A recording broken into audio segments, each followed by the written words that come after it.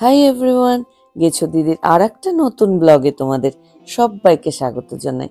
তো আজকে এই যে সুন্দর জায়গাটা দেখছো, এটা আমার ঠিক মনে পড়ছে না is it England or it Scotland. যাই হোক না কেন, আজকে আমাদের যে গল্প হবে সেটা দুটো জায়গাকে কেন্দ্র করে। একটা হচ্ছে হেড্রিয়ান ওয়াল, আর একটা হচ্ছে স্কটল্যান্ডের একটা বিখ্যাত জায়গা যেটার নাম একটা সিটি, সেটা হচ্ছে গ্লাসগো। তো আমরা এই দুটো জায়গাতে কি কি দেখলাম আর জানলাম সেটাই তোমরা আজকে শুনবে। হাই এভরিওয়ান, আমি দাঁড়িয়ে আছি হেড্রিয়ান ওয়ালের ওপরে। এটা এটা খুব রোমাঞ্চ হচ্ছে, ধরে দেখছি বারবার।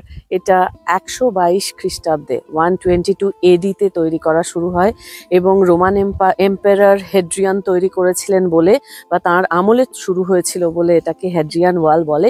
বেসিক্যালি স্কটিশ ট্রাইবদের থেকে ইংল্যান্ডকে বা ব্রিটানিয়াকে রক্ষা করার জন্য এই একটা বিরাট লম্বা ওয়াল তৈরি করা হয়েছিল। তোমরা দেখতে পাচ্ছ অ্যাকচুয়ালি এখনো বেশ খানিকটাই অটুট রয়েছে এবং আমরা এটা জানতাম বা জেনেও ছিলাম, প্লাস আমাদের বন্ধু ভন্টুদা বলেছিল। তো এই জায়গাটা দিয়ে এই জন্য ভাবলাম একবার আসি, এসে নিজের চোখে দেখে যাই যে অ্যাকচুয়ালি রোমান ব্রিটেন যখন ছিল তখন রোমান এম্পায়াররা তাদের সাম্রাজ্যকে সুরক্ষিত করার জন্য কি হিউজ ব্যবস্থা করেছিলেন। তো বারবার ধরে খুব এক্সাইটেড হচ্ছি যে 122 এডিতে তৈরি করা একটা জিনিস এখনো এতটা অটুট আছে। It's really unbelievable.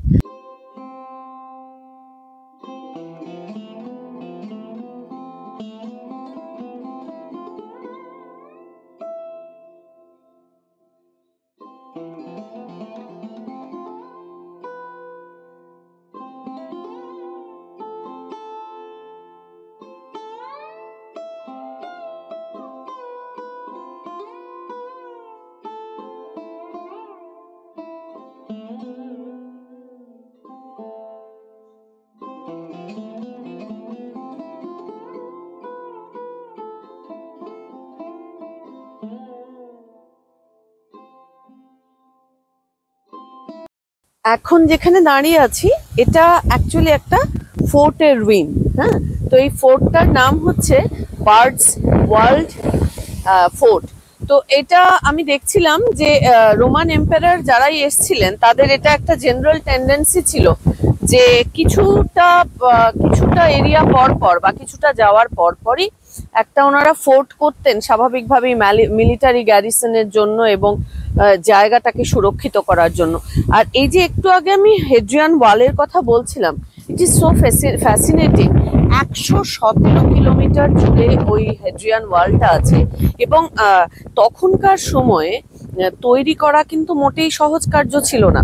এবং যখন 43-তে প্রথম রোমান এম্পায়ার ক্লডিয়াস এখানে আসেন এবং ব্রিটেন দখল করেন এবং রোমান ব্রিটেনের উনি নাম রাখেন ব্রিটানিয়া।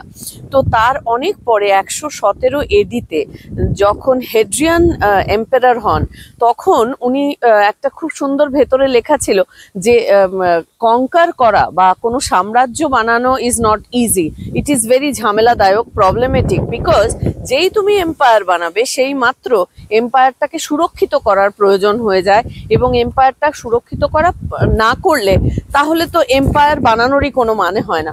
তো ওই থটটা থেকে বা ওই চিন্তাটা থেকে অ্যাকচুয়ালি উনি হেড্রিয়ান ওয়াল তৈরি করার কথা ভাবেন এবং এই যে হেড্রিয়ান ওয়াল তৈরি করা বা এই যে বার্ডস ওয়ার্ল্ড বলে যে ফোর্টটা উনি তৈরি করলেন, দুর্গ যেটা ধ্বংসাবশেষ তোমরা এখন দেখতে পাচ্ছ, ওটা তৈরি করা এত ইজি ছিল না। খুব স্বাভাবিকভাবেই 122 এডির কথা আমি বলছি। কিন্তু আমি এক্ষুনি দেখছিলাম বা পড়ছিলাম ওনাদের একটা ভীষণ ভালো মিউজিয়াম আছে সেখানে, যে ওই সময়টা স্টোনের কাজ করা যারা স্টোনের কাজ করতেন, যারা কার্পেন্টার্স ছিলেন, যারা ইঞ্জিনিয়ার্স ছিলেন, এই সময় কিন্তু প্রচুর এরকম মানুষ ছিলেন, বিল্ডার্স, স্টোন ভালো করে কাটার জন্য, প্রচুর স্টোন কাটার জন্য যোগ্য মানুষ দরকার ছিল। তো এই ধরনের টেকনিক্যাল জ্ঞানওয়ালা মানুষের কিন্তু সেই সময় মোটেই অভাব ছিল না। সেই কারণে 117 কিলোমিটার লম্বা একটা ওয়াল শুধুমাত্র ব্রিটানিয়া, যেটা রোমান ব্রিটেন, এটাকে সুরক্ষিত করার জন্য। এবং তখন আমি একটু আগেই বলছিলাম যে স্কটিশরা প্রচুর আক্রমণ করতো, সেজন্য একটা পার্মানেন্ট সলিউশনের জন্যই এই বার্ডসওয়াল্ড ফোর্টটা এবং এত বড় একটা হেড্রিয়ান ওয়াল তৈরি করার কথা কিন্তু রোমান এম্পারার হেড্রিয়ান ভেবেছিলেন। তো মানে ভীষণ ফ্যাসিনেটিং, মানে বিশেষ করে ওই সময় ওই রকম টেকনোলজি নিয়ে এত বড়, এবং সবচেয়ে বড় কথা এই পুরো, আমি একটা এক্ষুনি ফিল্ম দেখছিলাম, আমি তোমাদের একটু পরেই ফিল্মটাও দেখাবো, আমি তুলেছি ফিল্মটা যাতে কিভাবে তৈরি হয়েছিল সেটা দেখা যাচ্ছে। এখনো অনেকটা তো নষ্ট হয়ে গেছে রুইন্স খুব স্বাভাবিকভাবে, কিন্তু এখনো যে একটা বড় লম্বা ওয়ালের রুইন্স আছে সেটা কিন্তু এই অঞ্চলটার পুরো ল্যান্ডস্কেপটাকে অ্যাকচুয়ালি ডমিনেট করে। তো তখন তো করতোই। It is very very fascinating.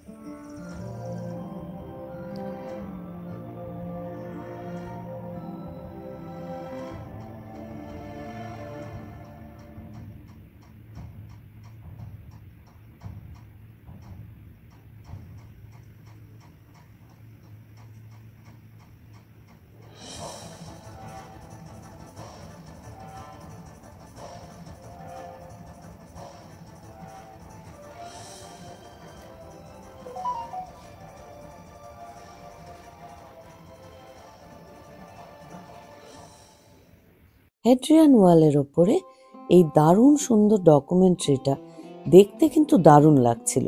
কিভাবে তৈরি করা হয়েছিল, কি কি ইঞ্জিনিয়ারিং টেকনিক্স ব্যবহার করা হয়েছিল, কারা কিভাবে তৈরি করলেন, এই সম্পর্কে বসে দেখতে এবং নিচে লেখাগুলো পড়তে আমাদের কিন্তু দিব্যি লাগছিল, এবং একটা আইডিয়াও হলো ক্লিয়ার।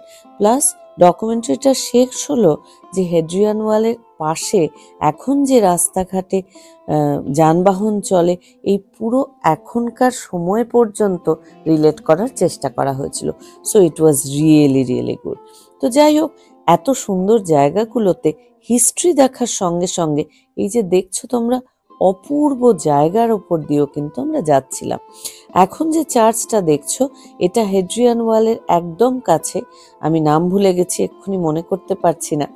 তো এই পুরো চার্চটার যত বিল্ডিং মেটেরিয়ালস লেগেছিল সেগুলোর অনেকটাই কিন্তু হেড্রিয়ান ওয়ালের ভাঙা অংশ দিয়ে এটা তৈরি করা হয়েছিল, এবং সব মিলিয়ে এই চার্চটা দেখার অভিজ্ঞতাটাও কিন্তু দারুণ ছিল। ভেতরটা খুবই সুন্দর ছিল, গ্রিনারি তো বটেই, এবং যেভাবে ওরা ইনট্যাক্ট রেখেছে, যেভাবে ওরা মেনটেন করছে, এগুলোও কিন্তু দারুণ ভালো দেখার জিনিস ছিল।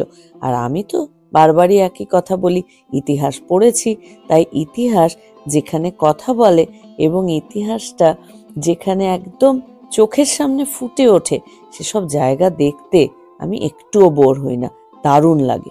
তো যাই হোক, আমাদের এভাবে ঘুরতে ঘুরতে ছোট জায়গা দেখতে দেখতে আমাদের নেক্সট ডেস্টিনেশন ছিল গ্লাসগো শহর। তো গ্লাসগো শহরে আমরা খুব একটা ভালো ঘুরতে পারিনি, তার কারণ বৃষ্টি ছিল, এবং আমাদের মেন কাজ ছিল অ্যাকচুয়ালি গ্লাসগোতে আমরা যে জন্য গেছিলাম সেটা হচ্ছে বিদেশে একটা দুর্গাপুজোকে এক্সপিরিয়েন্স করব বলে। হাই এভরিওয়ান, গ্লাসগো শহরে তোমাদের সবাইকে স্বাগত। আমি গ্লাসগোতে এসে যে জায়গাটায় এসছি সেই জায়গাটাকে বলে গ্লাসগো নেক্রোপলিস। এটা একটা সিমেট্রি, এবং এটা 1832 সালে ভিক্টোরিয়ান এরাতে তৈরি একটা সিমেট্রি। 192 বছরের পুরনো এবং এখানে 50,000 মানুষকে, গ্লাসগো শহরেরই যারা অনেক বিখ্যাত মানুষ বা যারা সাধারণ মানুষ, তাদেরকে এখানে কবরস্থ করা হয়েছে।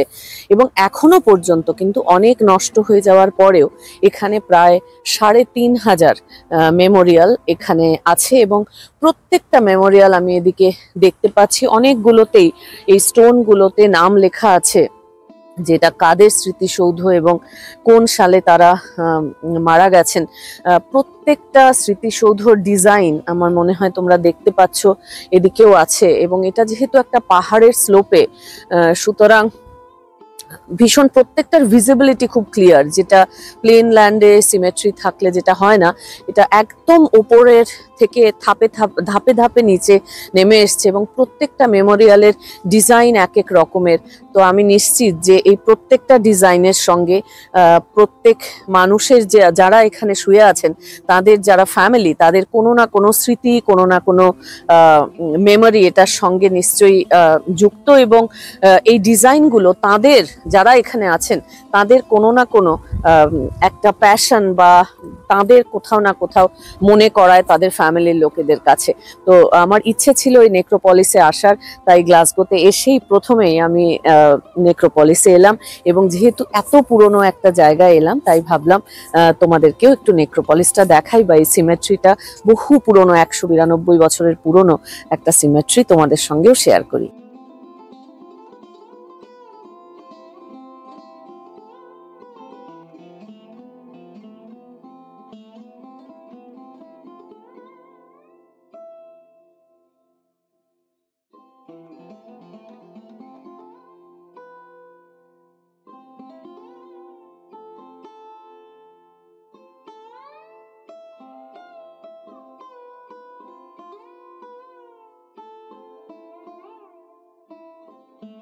ও, আমি তো গ্লাসগোতে ঢোকার অভিজ্ঞতাটা তোমাদেরকে বলতেই ভুলে গেলাম।